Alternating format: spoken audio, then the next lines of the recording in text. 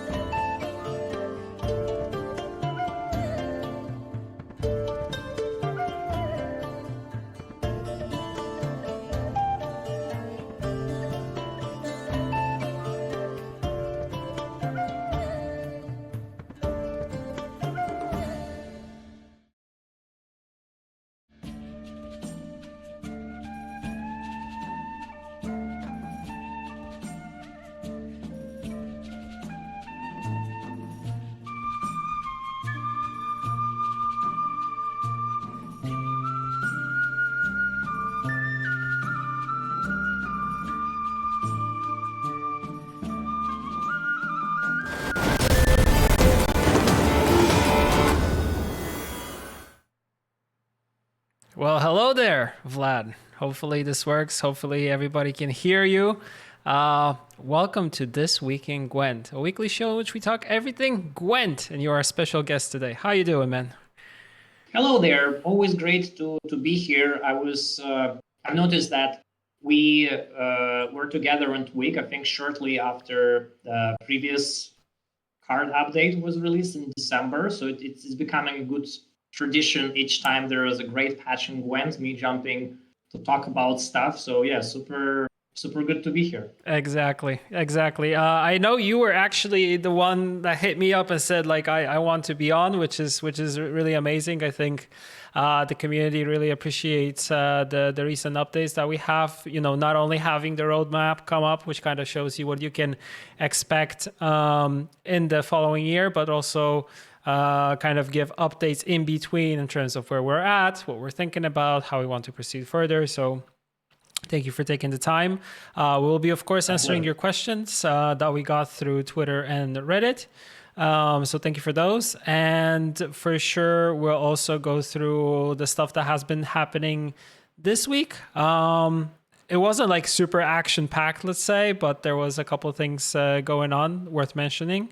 So yeah, I think we'll jump straight into those. Thankfully, Vlad, you'll be able to see what I'm showing. So if you have any comments, feel free to add them as we go. Okay, red news starting off. Two things here, kind of just to mention. CDPR Inventory is holding a spring sale, which lasts till the 17th. So that means you have 2 more days in order to get some Gwent, Witcher, and Cyberpunk themed gear. So check those out. They're awesome. And yesterday, with the special effects team, I was on a stream with Doc Cockle and Paige from the special effects team. And yeah, you can check out that stream if you go to special effects team on Twitch. So here where you're watching this. And yeah, it was amazing to have Doug as one of the guests because he was cracking the Geralt voice like all the time. So it was really, really cool to see. And yeah, he's just an amazing human being and super cool to hang out. I learned, most importantly, I don't know if you watched it, Vlad, but what I learned from him is that he played Magic for 1 year. So 1 year of Magic the Gathering. So one of us, exactly. And he actually started his gaming like with D&D, which was really amazing too. to talk about like, Dungeons and Dragons and all that, kind of how he was always into fantasy, which also makes him like, feel at home with anything Witcher related. So perfect Geralt. Yeah, he also talked at the end a little bit about meeting Henry Cavill, but I won't be spoiling anything from that. I encourage everybody to check it out for themselves. It was a really cool episode, and for sure we'll be doing some more stuff with them in the future. Previously we had Ryan on, this time I was there, but there's going to be some cool stuff. Yes, Zooby-Doo, I won't spoil anymore because I actually want people to check it out. Okay, community news. There's this amazing investigator 3193 or something like this on Reddit, making these awesome like paint created versions of cards, and people seem to enjoy him, and I enjoy him a lot. So there's some examples here with Salamander, Peller, Golden Necker, but there's more. There is more. So if you go to Reddit, you check out his work. It's just freaking amazing. And Flurza is happening like every week. Last week we had the topic of RNG in Gwent. Yes, RNG. And this week we had the number one question of Gwent's popularity versus marketing, and how Vlad, those people like telling us never-ending topic of they should be doing more marketing for this game without having any clue what marketing within a card game is. So we touched upon that topic. I think it's the insight me and Flake provided should be pretty cool. And then of course we answered your questions. So that episode is dropping today, probably end of day today. And apart from that, Gwentfinity has created some merch connected to our Dagon rumor report. So anyone can become a Dagon rumor reporter with Gwentfinity. You just go to 983 shop, you can purchase them, and we actually have our discount code called Flurza5, so $5 off your whole order at 983 shop. So if you buy a lot of stuff, you get $5 off. If you buy one thing, you also get $5 off. So highly recommend checking that out. So that is that for the community news.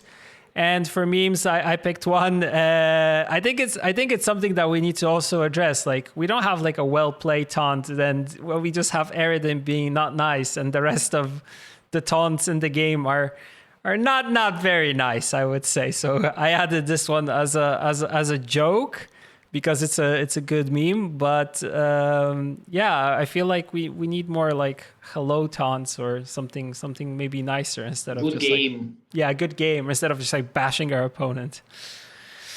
So Well played. that was that. Then for the news of this week, I feel like we're very early after the patch, but we've already been seeing some decks kind of jump forth and kind of be good. I feel like the meta is stabilizing more or less. How's your overall reception of the patch? I'm super happy with the patch personally, both as a player and as a game director of this game. I think the patch really reignited a lot of interest to the game from people that maybe took a break a while. So it was very cool to see them returning and trying out the new stuff. The thing about this one is it's a little bit experimental, because it's mostly consists of there's a lot of artifacts in there. That's one thing. There is basically a neutral cards patch, which we never did before, as far as I can tell.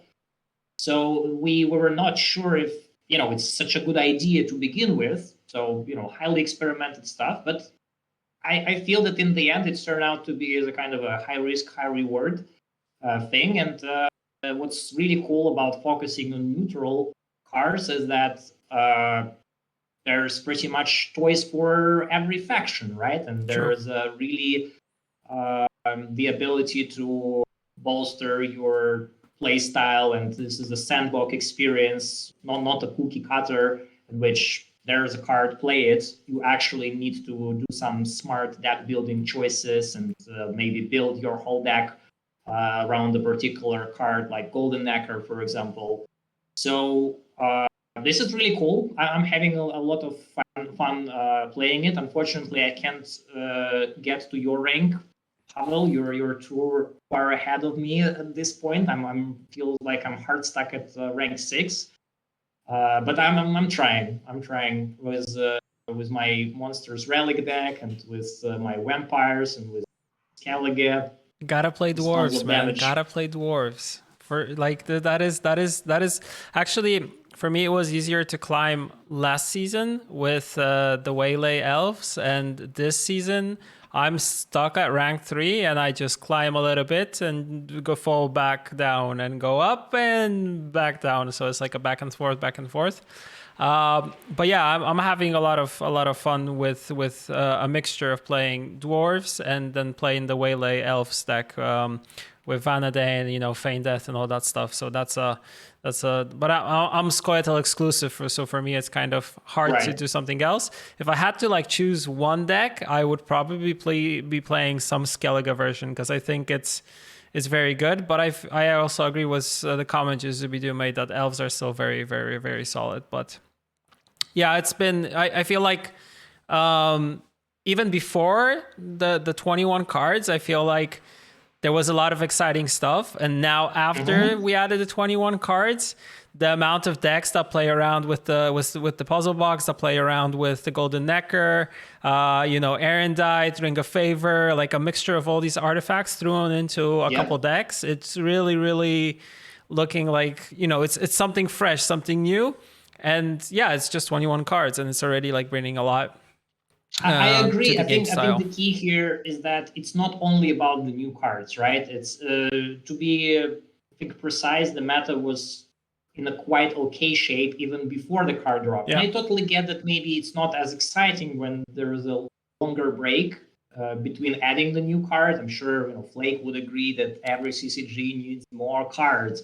So sure, that's why we never stopped caring about adding more cards to the game. And in addition to the balance changes, in addition to some smart reworks and making sure that there's something interesting going on in Gwent every month, yeah, definitely card drops are really important.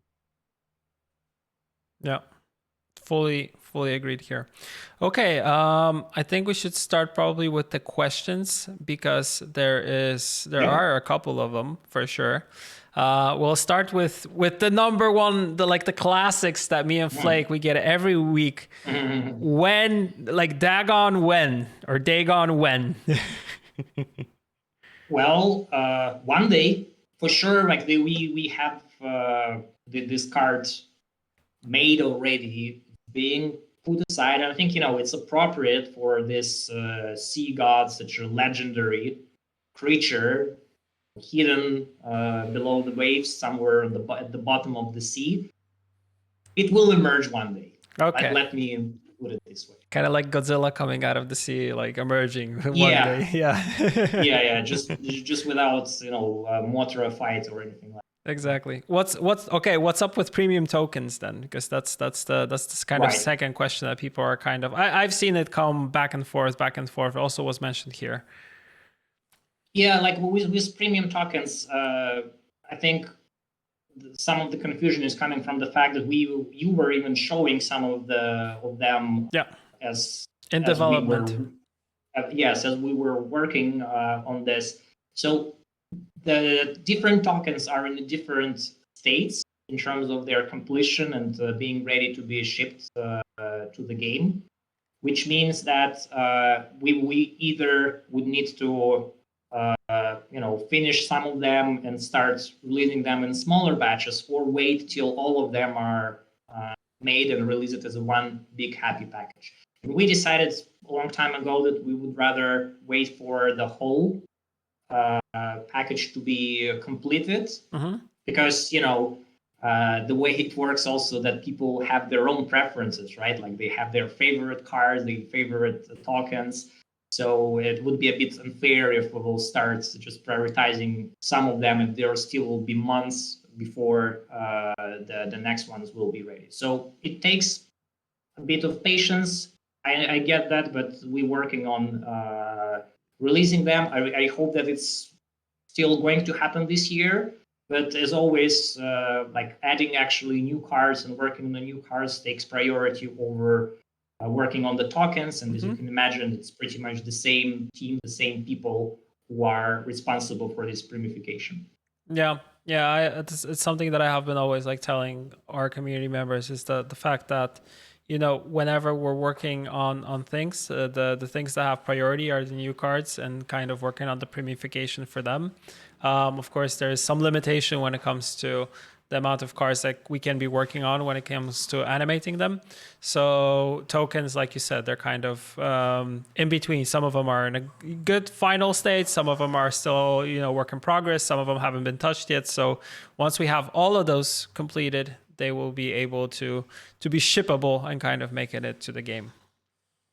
Okay, Right. question from me. When will Pafko Gale receive a buff or / rework? This was also a question from someone else from community, so it's not only me. It's not only me. Do you have any leaks for us there or not? No leaks about Gale. Okay. Sorry. Rip. Okay, so there you go. There you go. End of stream. Fade to black. That was fast. Yeah, that was easy. There was this long question on Reddit, which I have here, which TLDR kind of the question was that Gwent doesn't get many new cards. Can we get more new cards? But nice that wasn't TLDR. like that wasn't the whole question. Like I know you read the whole thing. So what's your kind of stance? Because I think there was this comparison that back in the day we used to do like super big expansions.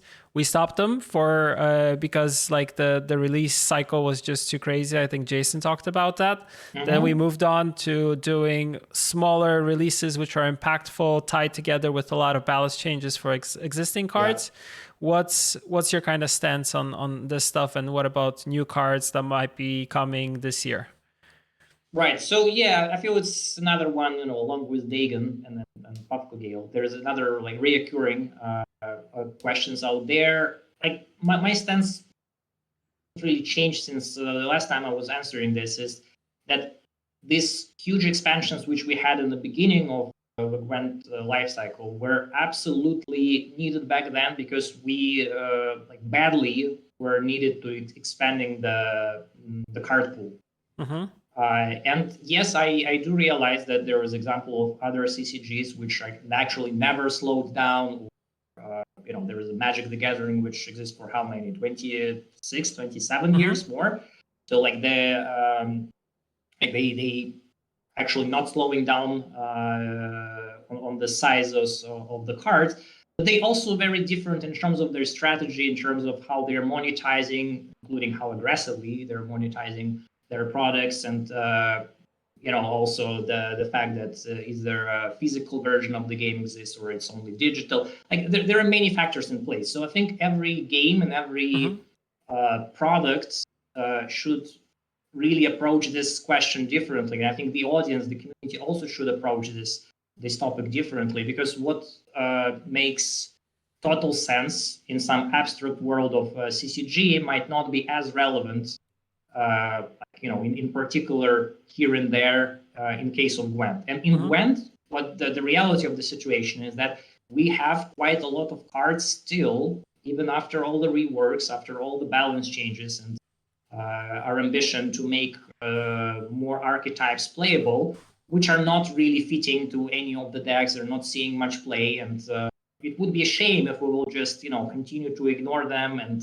move forward with adding more fillers to the game with the only purpose of just, you know, selling more CACs. This is not what this project is about. If you guys haven't noticed already, it's not really about selling the CACs. It's about you know, leaving our footprint in the world of CCG, and also kind of generating this live service game experience for the whole company. And you know, of course, it's also a CDPR gift to Witcher lovers who like to play CCG. So that's how we describe Gwent. So if it looks illogical to you, or you know, you disagree with the direction that like less sometimes is more. I understand where you're coming from, but you're coming kind of from, this corporate / business perspective that we need to sell more in order to be financially successful. So it's not an easy balance, and we of course will continue to add more cards to the game, but I think there is a limit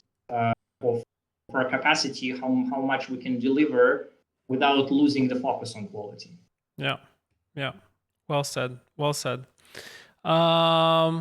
Okay, so that answers the new cards.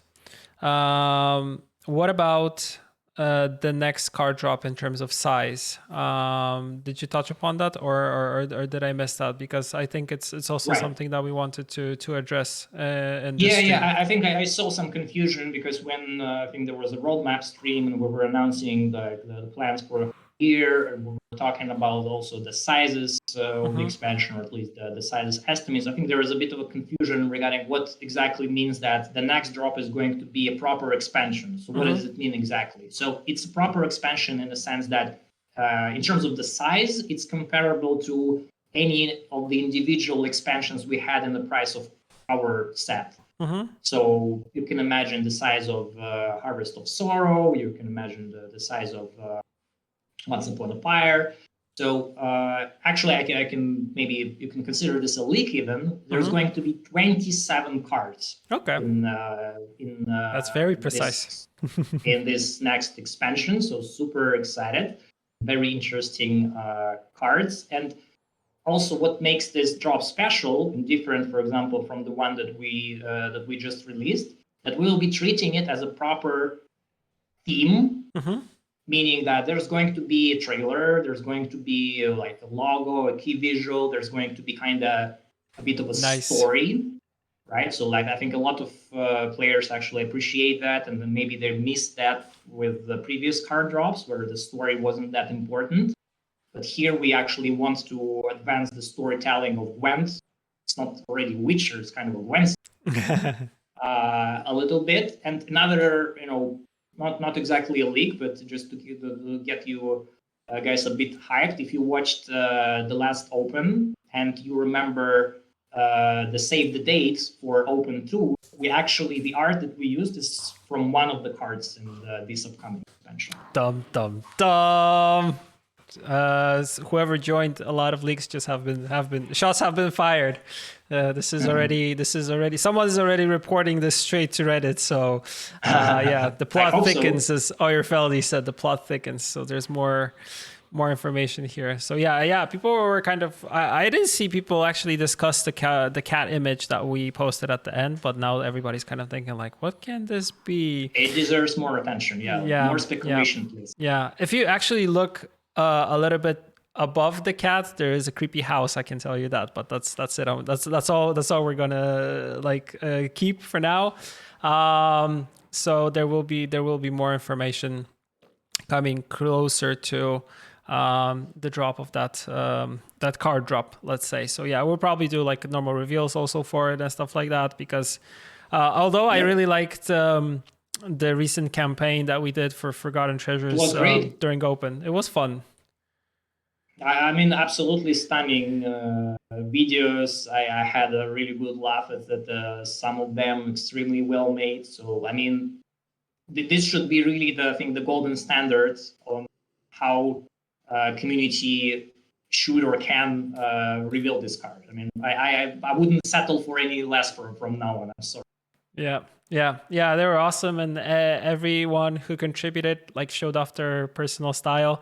And kudos to Ryan for handling those and getting the lineup. So hopefully we can do more of those, and we can actually keep that standard of having cool, fun videos for the reveals instead of the standard tweet like, here's my reveal, here's the card, enjoy, bye. Because it's always better to see it in a better way. Okay, so that's a comprehensive answer to that question, plus a little bit about the upcoming expansion drop or card drop. What happens to our plans when it comes to reworking leader abilities like Lockdown, Call of Harmony, and Royal Inspiration? Yeah. Right. So I don't want to talk about any particular leader abilities and any particular plans on their rework. Let me just keep it at the fact that we are pretty open to doing this, not only for the ones which are mentioned, but for pretty much any other leader ability if such need would arise. Right. So I would prefer us or designers to talk about these changes when these changes are going to be announced and confirmed for the upcoming patches or for the upcoming card drops. So definitely, we would like to develop the meta also by looking at the leader ability. Okay. Cool. Easy clap. Actually, we had this question answered like what 30 minutes ago or something like that when we were talking to the balance team on our weekly call that I've been mentioning quite a lot here. So yeah, easy. Have you ever considered a voice line contest? I think this is a question that more goes into me. Something similar to the art contest, but allowing us with different talents to bring life to certain cards. I was actually thinking about it once. The thing is that we would need to probably iron out the details for this type of contest, and I actually want to do it because but the audio quality would have to meet a certain requirement because it needs to be like super awesome and crisp. So you would need to probably get into like a recording studio or something like that in order for us just to use it like one-to-one. But I was thinking about it more and more, and I actually talked to the audio design team and see if this is actually possible. Yeah, it definitely would be cool. As you pointed out, there is definitely a certain threshold of quality which we would like to hit with all the voiceovers which we're recording. So obviously we're working with the actors and working with the professional studio with the professional equipment in order to do that. And there is another factor which is also localization, right? So like whenever the particular voice is picked, we should make sure that it will be relatively easy to replicate, and there's also not going to be like a major drop of quality or difference in how this voice is local. But overall, yeah, that would be pretty cool. I also wanted, to piggyback on this question that art contest was absolutely amazing. I think we got some really cool artwork submitted in there. I really hope that one day we'll be using some of those in game. Maybe that would be pretty. That would be amazing. Yeah, especially like there was also a question from Miss Lady J. If there, what about a board art competition? I think for creating a board, in order for it to match whatever we're doing in Gwent, the specifications would be very crazy, and I feel like we would get a lot of things that wouldn't be as easy to implement. Plus, I think that they need to go through our art team, and with card arts already, it's very difficult to actually judge them and kind of find stuff that actually feels and works perfectly with Gwent as it is right now. So that's always has been a challenge, apart from stuff like Oh God, which was added like that because it just fit perfectly our art style and kind of the direction in which we're going. So that's for sure. But I think with voice lines, if the audio is good enough, I think it's usable. In this sense, I would probably also limit it to only being English taunts, and then for the rest ones, we would use the voice actors that we use, for example. So it would be something different. So yeah, that would be an interesting one, and I'll add that to my list of interesting ideas for contests. Okay. Are there plans for new faction leader skins / characters, even unlockable for money? So what do we think about more and more leader skins and stuff like that? Probably outside of Journey, or maybe something for Journeys in the future.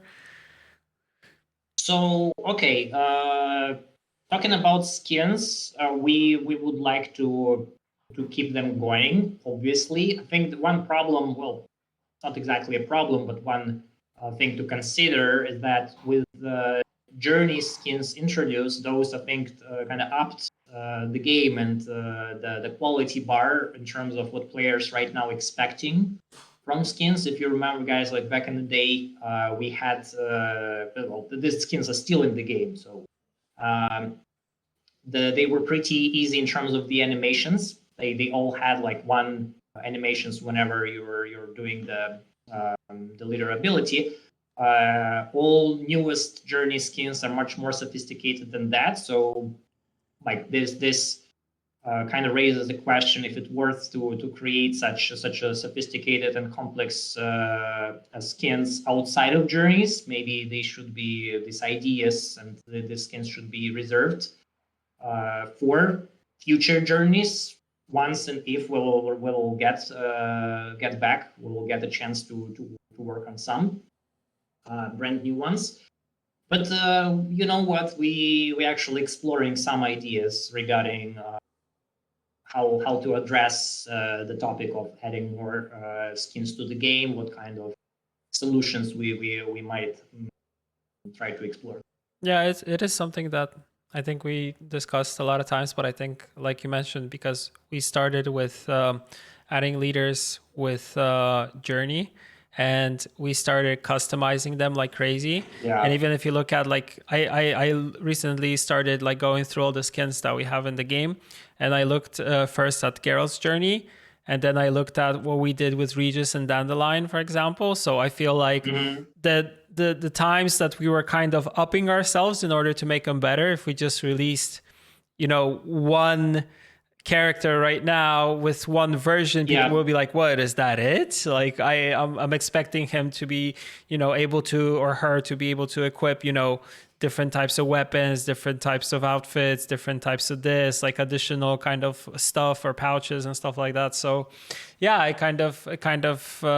we raised the bar a little bit too high for ourselves, but yeah, it's a discussion that we keep on having all the time. Not only with skins, I feel like we all often feel like we're kind of being held hostage of our own creativity in some regards. And I'm not just saying it to boast, but it's really by trying always to impress players more. And the side effect of this is creating high standard, which is not always possible to do again. And we have to to live in this reality, and it's not always easy.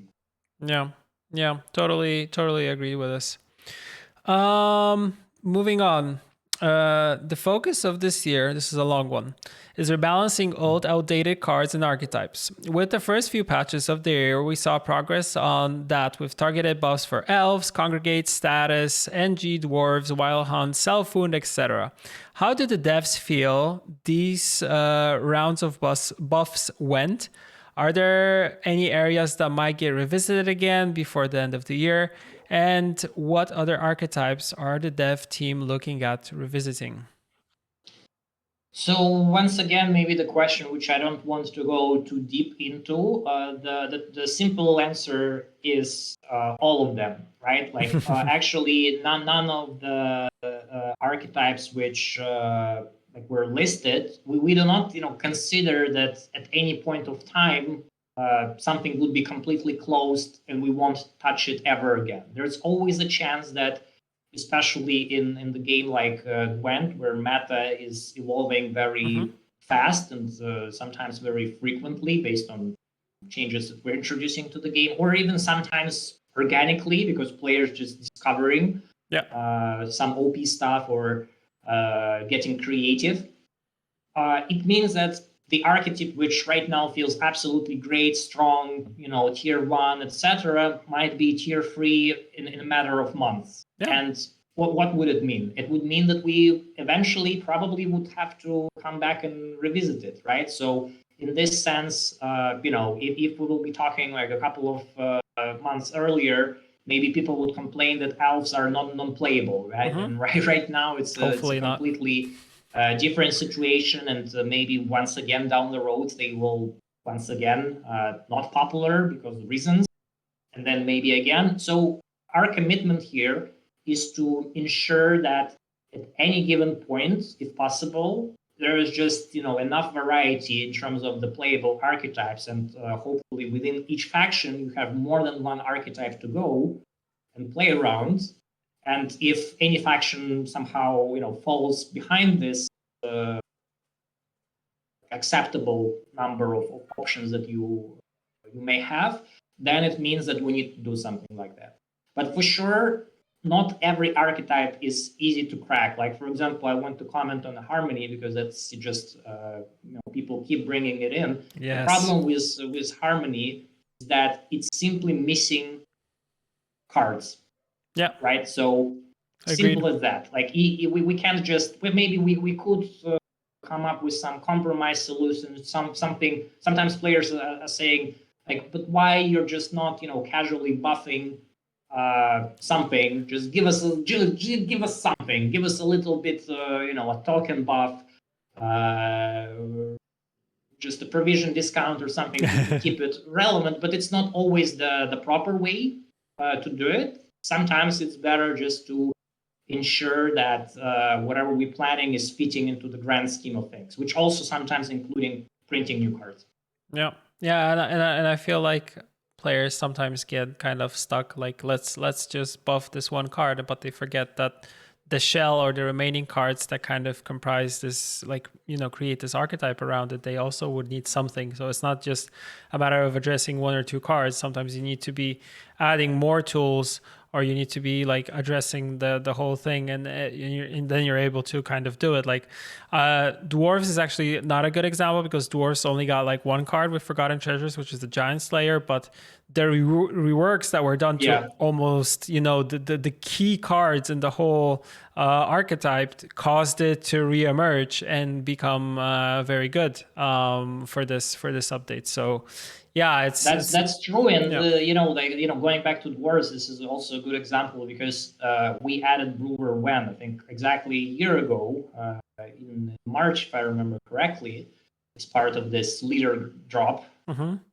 So it just shows that it sometimes takes quite a lot of time before the archetype is fully complete, or we actually happy with where it is. It feels good to players. It's like hopefully we're doing a good job, but we're not always able to to deliver immediately, even with some changes. Some changes are just the stepping stone towards the really good state of things. So apologies if it takes time, but it's just how it is. Yeah, exactly. Super well said. Question, which is also something that keeps on coming back throughout the community: could faction challenges ever return in some capacity? So I've always been, just to give you a little bit of background, I've been always saying that we would like to have them back, but we were always kind of going back to the drawing board, saying that we wanted to make them better than they were before. That's why we never brought them back. But sometimes we have ideas that we would like to just bring them back as they were, and we don't do it. So it's kind of like a back and forth. Like, what's your take on that? Right. Yeah, so there are two sides in this question. So first is, I understand that a lot of people who are asking for faction challenges return there don't care that much about the faction challenges per se, but they care about the contracts connected to them. And I'm quite happy with the solution that we came up with the previous event we had in the game. The Valentine one, I think, if I remember correctly, these contracts were progressing, right? So you was able to play and progress with these contracts. It was really cool to see some people who were asking for a really long time for this opportunity to be able to do it finally. And I think what's also dawned on us with time is that we like the idea of challenges. We like the idea of this like smaller events which have a strong theme. Doesn't matter if it's about the crones or is it about the Valentine Days shenanigans. There are a couple of more like this planned for this year. I can tell you that.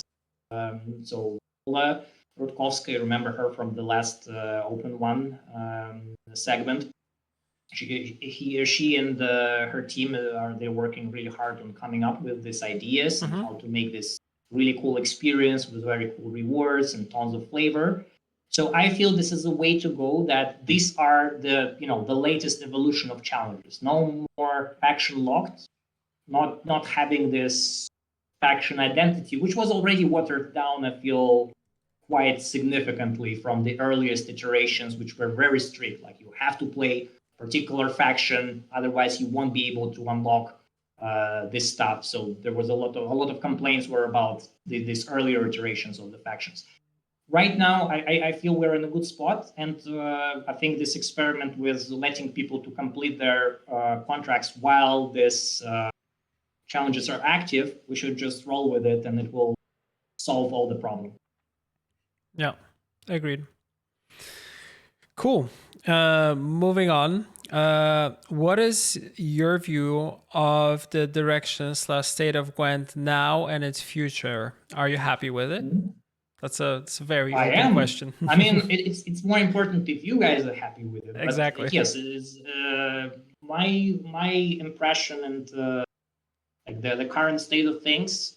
I'm extremely happy that with 10.4 we were able to prove that the direction that we announced on December roadmap is working, in the sense that it's not, you know, just some crazy idea or the idea that sounds good on paper, but in reality it's just not good enough.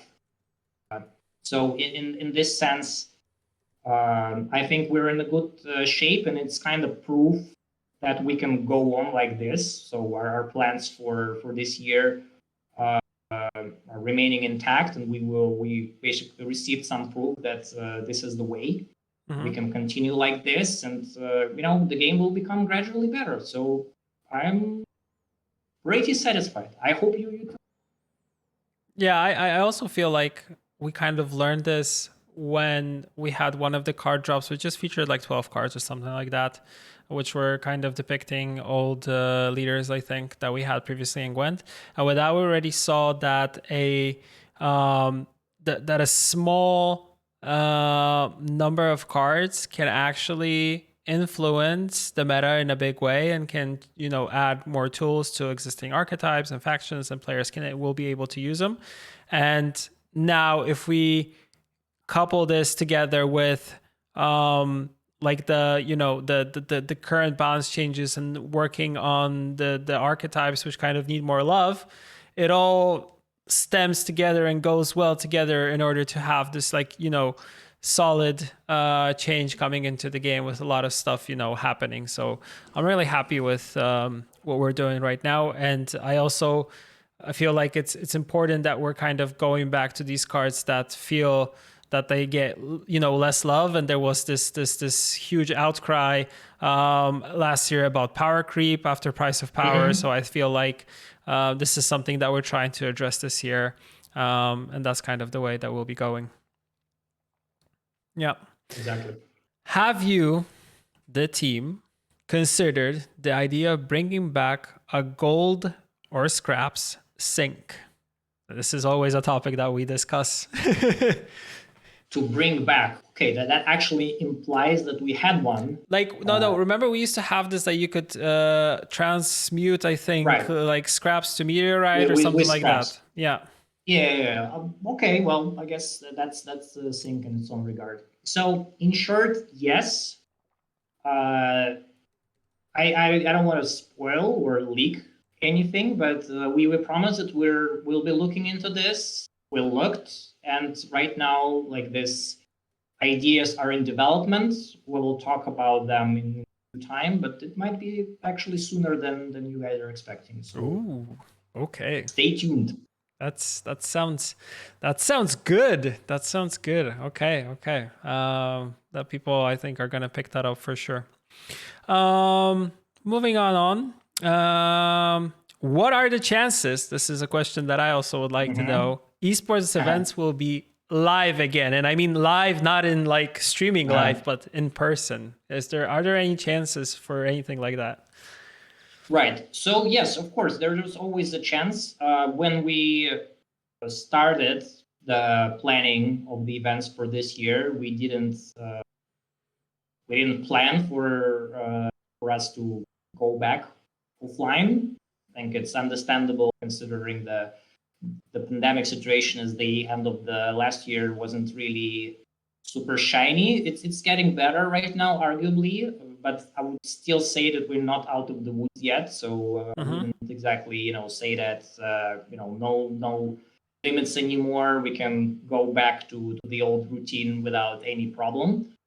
But we are considering this, and based on how the situation will go, we'll make decision for the upcoming events. I can say that for the nearest Open, we are still planning to hold it in the online format as before. It's mostly just in the interest of time. We would like to keep the online format. We at this point know how it works and we're comfortable with doing this. But everything after that point, we can consider different approaches. I would be pretty keen on returning to the studio as like with everyone involved. Yeah. So we need to be reasonable. Yeah, we need to be reasonable, but yeah, I know that I think all of us kind of are in this thought process, kind of saying that we would like to go back and have them, live again, where we actually get the players and the casters into the studio and we do them there, and then probably something bigger and much cooler for the World Masters event. So yeah, for sure. If you could this is a cool question because you can choose what you would like to do. If you could do anything in Gwent, excluding of course your current position as game director, so you can join any field, what would it be? This is a question for both of us. I would be an artist. I already want to say I always wanted to be an artist. I used to love to draw a lot, but I never developed that skill. So it would be nice to do card art for sure. You know what? Me too. I always envy to illustrators, to artists, because they have this ability to create something from nothing. And I think the skill of being able to draw all this beautiful illustration is fascinating by itself.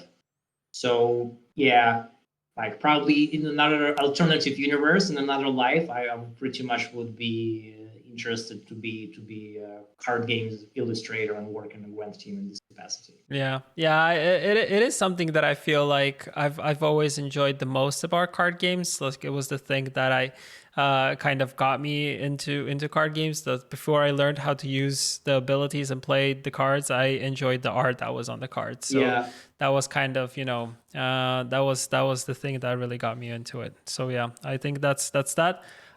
If not an artist, I would actually like to play around with audio design. I feel like that's also quite fun, especially the recording part where you get to record actors and work with them.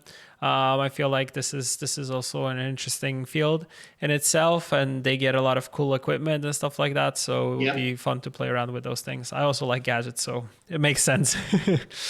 I think the sound design is sometimes underrated, but it's super interesting area where also some super crazy creative ideas when you're using some very unlikely materials in order to produce some very specific sounds, for example. I think this is also a rather interesting area. I agree. Yeah, it's very interesting and very cool. But I also feel like from looking at art, you get to appreciate it very easily when it comes to like sound design and stuff like that. It's not something that you take very much into account unless you're actually working in the industry or you kind of know how these things are done for cards, but also for characters and games and stuff like that. So true. I think it kind of, puts more light on that. Okay, last time I asked this and it didn't show up on Twig, so here it is again. Will we have new cards for Yennefer and Triss that use their key art from their respective journeys? Just like how Regis got a new card that way. Very specific question, so I will give a very specific answer to this. Maybe. Maybe. Okay, we'll take it. I know there is this one guy that keeps on asking for a Triss card because he feels like there's more Yennefer cards than Triss cards. I think he's asking for Triss specifically and Art. And Art, exactly. It's kind of like a next level of, also being specific. Not just any Triss, like I want an Art Triss. Yeah. Exactly. And artress is something that that person likes. But yeah, we always try to have this have these characters kind of more neutral if possible. But yeah, of course, sometimes you cannot do that. Mm, how long is your planning horizon in general? Is it a year or so? Are there any features that are in development but are planned to be released in probably like 2 years? Of course, not talking about things that have been postponed. And how often do you make corrections to your plans? So corrections to our plans. This is something that This we is do new. on a weekly basis.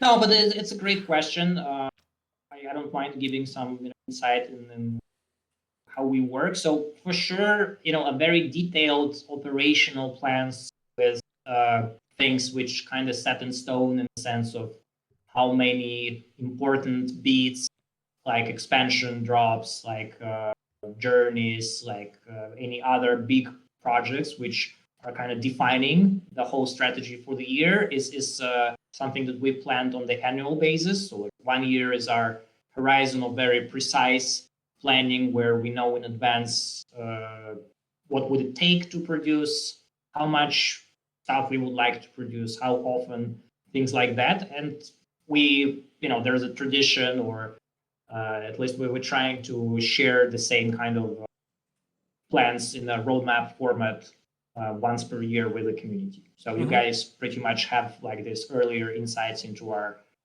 detailed planning. But of course, like on the business level and on a strategic level, we are always looking beyond that as well. There, of course, there's much less well-defined things. It's mostly about like how let's say other things which company is doing, like other releases, announces, like what kind of needs might be in the different departments in terms of the developers, for example, and whatnot. Like there are many moving and many factors in this. And on a more long-term planning, we of course, discussing where Gwent fits into this strategy, how it affects our schedule, our cycle, etc. So yeah, 1 year for more precise stuff, and I would say from 2 to 3 years in more like guesstimation space. Yeah. Yeah, I also feel like when it comes to overall planning and stuff like that, it is something that we are very careful when it comes to announcing or talking about things, because Yeah. we have planning in like within the company itself where we change dates, we move things around. So we try not to, always 100% say like, okay, this is going to happen for sure, this month, this day. Like we always give at least like a quarter or something like that. And if we have to, of course, we will be delaying and moving things. But I kind Yeah. of feel like it's part of any development process here. So, and especially I think when it comes to mediums like games and game design, there's something that when it comes to, I don't know, the direction can change, things can change within development itself and kind of shift. Some stuff might be added, some stuff might be taken away, and this kind of influences the whole process from kind of design to actually having it release candidate and kind of shipped to the public. So it takes some time, but yeah, I feel like we try to like plan these things ahead, and we only communicate them once we're like 100% sure that this is the right time to do it. That's very true. Maybe one thing to add, your thanks for taking care of this part of the question, which I ignored initially. Uh, One thing which at the same time kind of limits our flexibility is basically our commitment to the monthly patches, right? Like we're like, no matter what happens, we like, this is one of our strategic pillars in Gwent. We never skip on these updates, right? Like there are sometimes we have to change the scope, sure, if there is no way to squeeze something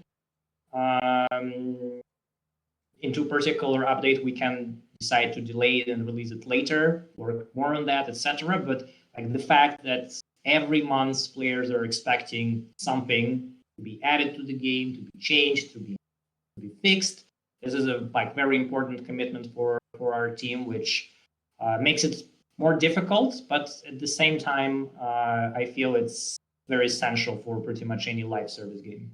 Yep, agreed. Next up, we have, before becoming Gwent game director, you started as an esports manager for Gwent. Right. Who is that? Who is in that position now? That's a good question. You are. That's a good question. I think I don't have a good joke about it, so I will just say that well, there is no such position, there is no such title in the company, and it happens a lot. To be frank, with when people are getting promotions or evolving, or their role is evolving into something else, like it happened with me. I basically never. These responsibilities were never officially taken away from me. Mm-hmm. So I'm still a little bit involved into the esports scene, not as much as I used to. Actually, you, Pavel, right now have a much bigger role than initially, with being the executive producer of our opens and masters. So that's the big part of the responsibilities. But yeah, like there's simply I think that the main thing to say about the esports and Gwent is that I was hired initially because there was almost zero expertise internally within the company in this field, and the CDPR badly needed someone with some experience to join and try to establish how it works, build the system from the ground up, etc. And I feel in a way that my mission was fulfilled when the masters team, so it's Pavel, it's Rapik, it's Ryan, it's all people who are working on the broadcast, who are not on camera, but our studio crew. When we started to work as a unit, we learned a lot together, exchanged these experiences, and right now there is no need for a sports manager. The team is responsible for this. It's not an individual responsibility anymore. Yeah, it's a team-led project right now, and I feel like you mentioned, there's a couple people, but there's people like Bartek, Mai. We have like the audio team. We have all these people that work on the broadcast itself, but these are also people who are helping us together with like IT and Camila and stuff like that, who are helping us with developing the studio. We're like changing like right now, even this week we were in the studio, like unhooking everything and putting everything back together within the studio itself, just to triple check everything, and in order to ensure that we don't have any technical difficulties when we have the next event in July. So these are kind of things that are happening, but I feel like it is now not just one person, but it's like a group, and everybody in this group is kind of responsible for their field. And I'm kind of just there to oversee if everything is going according to plan.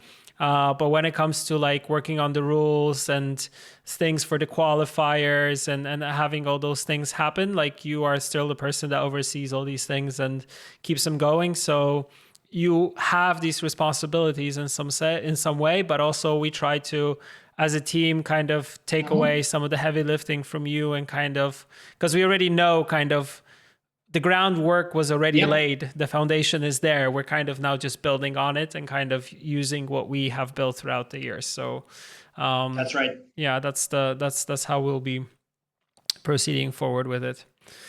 Also a question about esports. Will there be an official tournament outside of Gwent Masters circuit? Like, for example, Gwent Partners Open or something like that we had in the past?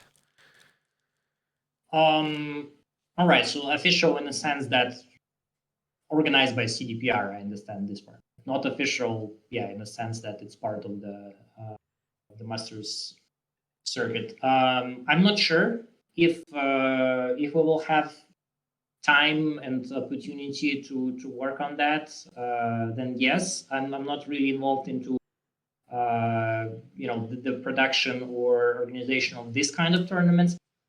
Like ideally, of course, we would rather support in any way we can any kind of a community-driven initiatives, because I think when it comes to some cool formats, some really interesting ideas which are not related to masters, so like tournaments for fun, or I think recently we had a few very good charity tournaments, right, run by the community, organized by the community. So Yeah. whenever we have a chance to help out there, I think this is really the best use of our time, and it's also great to be able to involve passionate people from the community to work on those, and other players or people participants are having a blast playing in them. So that would be really my preference, but I understand that sometimes there's expectation that CDPR will organize more.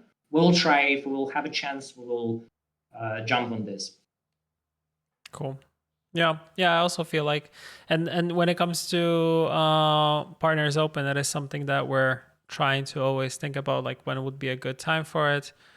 Unfortunately, there were a lot of like events happening within in the world where we were kind of thinking that this would be a good time, but then things happened and we kind of stopped it. So it is not something that we have abandoned in any way. It's just something that we need to find a good time and position for. Okay. There are a couple of questions here which are kind of long-winded that I added, that you actually added at the end of the document that we're working on. So the first one is about Gwent itself. So with Gwent being so feature complete, it's hard to imagine what's next for Gwent starting next year.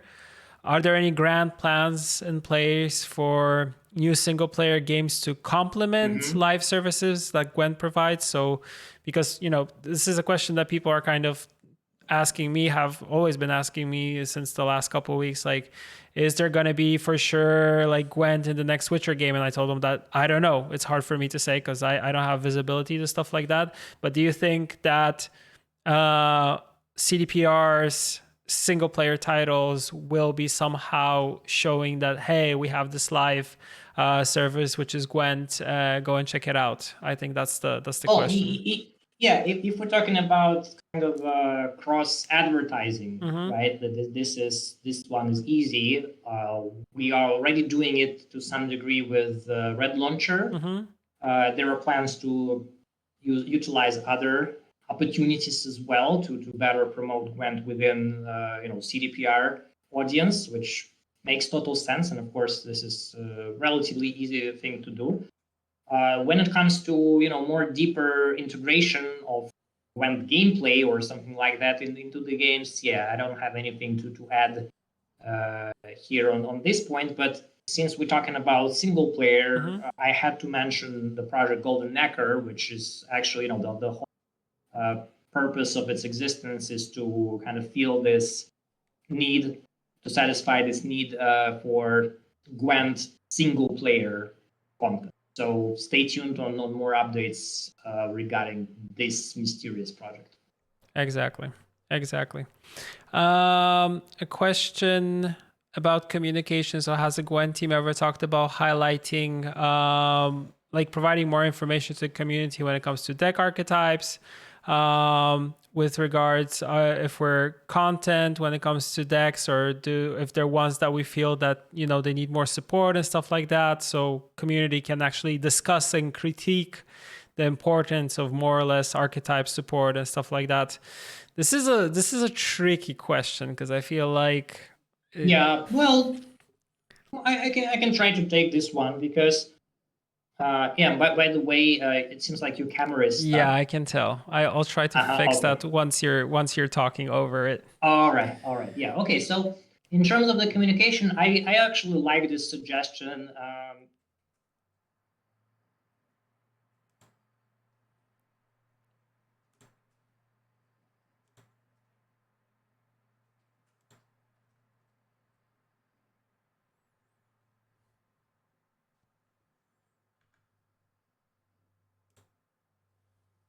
Saying before, I think the message can be boiled down to, okay, we're back. Yes, there was a short in the audio, but we're back. Okay. So I was saying that we can try to give you guys a bit more insights into the designer's mind. I'm always, when talking with the team, always discussing that it would be cool to share more I will be really happy when we posted this first chapter of the designer's diary with Hmm. the article written by Jean. I'm really looking forward for the volume 2 of this. I hope soon, fingers crossed. So yeah, and when it comes to archetypes, I think our message is that, well, we not permanently satisfied with any of them, right? Like it's a meta. I'm coming back to my earlier answer. We might be happy about the state of Skellige and its main archetypes right now, but it doesn't mean that this satisfaction will uh, be long, or it will forever be in a great shape. Yeah. So I think we with every update, when you guys making the dev videos, it would be cool if we could say that with this particular patch we're um, happy about this, and this, less Hmm. happy about this and this, and that's why we are addressing this stuff where we're not happy. Usually, where we're not talking about something which we know won't be addressed in the upcoming update, with the because it's sometimes difficult to explain. Like, okay, you guys are aware it's not working. Why it's not fixed right here, right now? And it's not always easy to explain it because sometimes it means, okay, let's wait for the more cars to be added to the game, or let's wait for the particular change, maybe to the game core or to the game mechanics, which is planned for the next patch, which will enable in turn working on a particular improvement or a particular tweak. So it's nuanced, but I think we can improve on this communication. Yeah, no, I also feel like the thing that you mentioned here is the articles that Jean does for us. Like he did one, he's already working on the second one, which we want to post fairly soon, and I think they provide a little bit more insight in terms of like what we're working on, what are our thought Mhm. process behind some of the decisions. Although I feel like if we were trying to um, maybe be a little bit more open when it comes to our thought process on some of the things, like for every patch, then a lot of people would be kind of looking into like a magnifying glass and providing their feedback. And I feel like, sorry to say, about feedback coming in from like, Mhm. I don't know, players on Reddit, Twitter, and stuff like that. It's I don't know if it's not kind of stuck in like this echo chamber. While for us, I feel like we already have not only our balance team, but we also have a team of people that are coming in kind of from the community who help us when kind of looking into the things that we're planning and stuff like that. So there is a lot of like critiquing that is happening, but I don't know if we should be having these things kind of go out to the widespread community and getting their feedback on it. So that's my 2 cents on it. Yep. When it comes to progression, this year has started off great when it comes to progression, from the Valentine's Den Mhm. event to rotating trees for the year of the cursed toad. So kudos to Ola and team for that.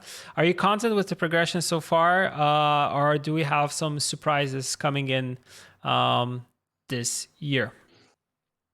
So I'm happy that the person who submitted this question is happy. So that's the most important part. Uh, yes, I think we managed to find like a good spot in terms of the progression, and of course, the old journeys returning. You can expect like I think the big surge in stuff to do in Gwent. Because important thing is not only we like adding these journeys to satisfy all players who miss them, but also for the veterans who maybe already played these journeys before. There's still some new content to unlock, right? And there's still some things to do. Maybe Mm-hmm. not for a very long time, but enough to keep them busy for a while. So uh, yeah, I don't know about surprises if we can put it this way, but for sure there will be more challenges and seasonal events this year. For sure there will be more and more journeys eventually added to the game, and yeah, of course the seasonal trees content is also going to be rotated. I think the system that we landed on is pretty cool. It's pretty forgiving in terms of value players' time. So it kind of goes nice along with Infinite Journeys idea, because we are kind of going against the unwritten rules of many free-to-play games that you have to uh, put the time pressure on players, otherwise they won't be motivated to do pretty much anything. And I feel that it actually feels very liberating to go against this. Not with everything, right? Like we still have time limited sales, we still have some time limited challenges, but by taking away this pressure from journeys, and also from, to some degree, from the seasonal content, because 3 months is a much more comfortable period of time to unlock what you want than just 1 month, right? So yeah, I'm pretty happy with how things are in this regard on the live ops side of things. No, no, agreed here. Moving on, two questions when it comes to the Golden Necker cards and the project itself. So first, for the project, will Golden Necker be available on consoles, considering Thronebreaker was on consoles and Gwent was discontinued on consoles? No such plans. Well, consoles, we left them for a reason.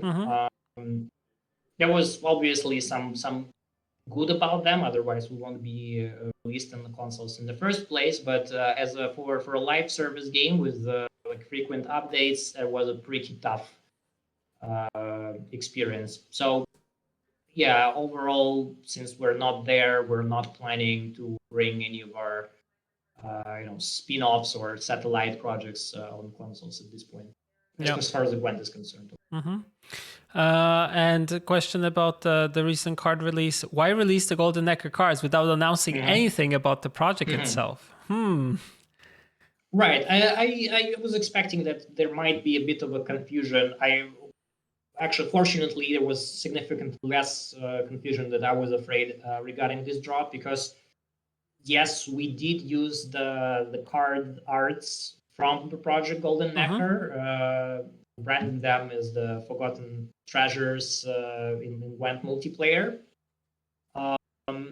And when we discussed with the team, eventually the fun fact is that we didn't even include Golden Necker in the very first draft of this cards. So we picked either something else, or I think there was less cards. I think there was less cards originally planned in this drop, and then designers came to me and said, "That's kind of weird.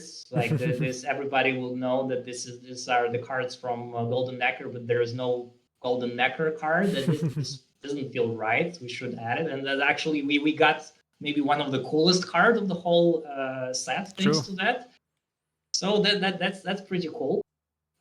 So yeah, we wanted to release this card because we don't want to make a secret out of it, or to create even more confusion, like where these cards are coming from. And I think some players already noticed that, let's say, the theme of this artifacts, of this forgotten treasure, is not like super typical for Gwent, or not. It doesn't look like any other expansion that we had before. As I said in the beginning, it's a bit experimental in terms of the design, but also on the art side of things, in terms of the flavor theme side of things. So we felt like including Necker there would be appropriate, because then we could openly say these cards are inspired by this project. And this is, if you want, this is kind of your early sneak peek of what's there in terms of the content. Yeah, exactly. Very well said. There was one thing from a user called Meow on Reddit saying, "Thank you for this game." So highly appreciate that comment. Glad you're enjoying it. And last question was about beta mechanics. Do you feel like beta mechanics like the reveal, strengthen and weaken, base power stuff, boon, row effects, and stuff like that, do you think they will ever make a comeback to Gwent itself? Yeah, so we discussed that with the designers. Some of this we discussed very recently. Some of those we talked before. So yeah, we can go one by one. So starting with reveal, this is one of my favorite As a Nilfgaard player. mechanics. Yeah, I was playing this Morven deck really a lot, and it was definitely a lot of fun back in the day. Long story short, we're not planning to reveal to come back in its old shape and form. Of course, you know that the reveal keyword is existing in the game, but it does completely different thing. It's never shows cards in your hand or your opponent's hand. It's basically a deck manipulation kind of thing. But yeah, reveal is a bit problematic with the concept of Gwent being about bluffing, and maybe it's a bit clunky mechanic in the sense that it does few things at once, right? It uses as a kind of intelligence tool to get the idea of what your opponent is up to, which is fine by itself, but also there should be some gameplay implication, because the value of just spying on your opponent's hand is not good enough by itself. It doesn't give you points or anything. That's why the old reveal was tied to some points generation, to some shenanigans which was happening. And yeah, regarding the Rune Mage, I wanted to say about this that Rune Mage plus double cross, for all this nostalgic old school players who are missing reveal, I can highly recommend. 10 out of 10. If you really want to know what's brewing, going on there, Rune Mage plus the literal ability works like a charm every time. So that's reveal. Next one was strengthen and weaken. Yeah. Okay, so strengthen mechanic is existing in the game, with this important caveat is that we're not giving it to just any card, or we're not, to be more precise, we're not allowing players to control it by assigning these buffs to whatever card they want. It's proved to be very problematic in the past. It's very difficult to balance because players will always find a way for you find this one special card which will benefit the most from this mechanic, and they will just play it ad nauseum. So no return to free flow strengthen. However, we have a multiple effects in the game for the cards which were selected by the designers to be able to increase its base power over time, or with some trigger. That's fine, right? That's balanced, and that's not really a problem. That's actually interesting. Same goes for weakening. We don't believe in the current Gwent there is a place for this mechanic to be in the free flow. However, there's designers pointed out that there is a Ratcatcheress card which actually you can weaken it over time if the Sabbath condition is not met by your opponent. So there are shadows of the beta, kind of like with reveal. With this too, it's nice to see that it's not completely lost. It just evolved into something different. And finally, the boon effect. Yes. So for those you who might not remember it, we used to have positive effects, which all kind of like the weather effects right now. They're occupying the allied rows and doing something, usually boost your units, etc. So we are not planning to bring it back, for the most important reason that it will be super hard counter to the existing weather effect. So it's more than just boosting your units. It's actually preventing the whole strategy of your opponent by simply overwriting whatever effect is there, or trying to negate it, right? Yeah. So in this sense, I think we have a lot of cards which are kind of used as a proxy for creating the row effects, like Brewer, for example, right? This effect could be a row effect, but instead it just tied to the particular card, so it's removable, it's counterable, and it's not affecting the weather in any bad way. And I think the White Frost players would agree with me that we definitely shouldn't get in the way of White Frost, by making it weak, right? So So no.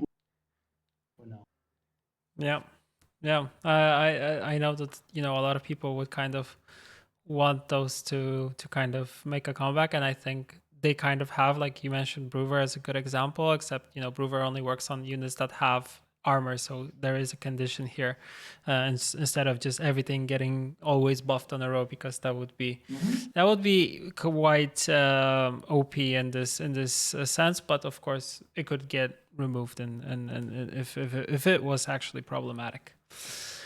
Okay, I think we made it through the questions. We're 1 hour and 20 minutes in, so this was a juicy segment for sure. So thank you for taking taking the time to come over and actually discuss all of these questions and answer them, because community always appreciates these type of things. So thank you, Vlad, and I hope everybody else enjoyed this. It was a very nice stream. Do you have any more leaks? There was a question also in chat from Zubidu. Is there anything else that you want to pass on to the community? No, I don't think I have any leaks up my sleeve.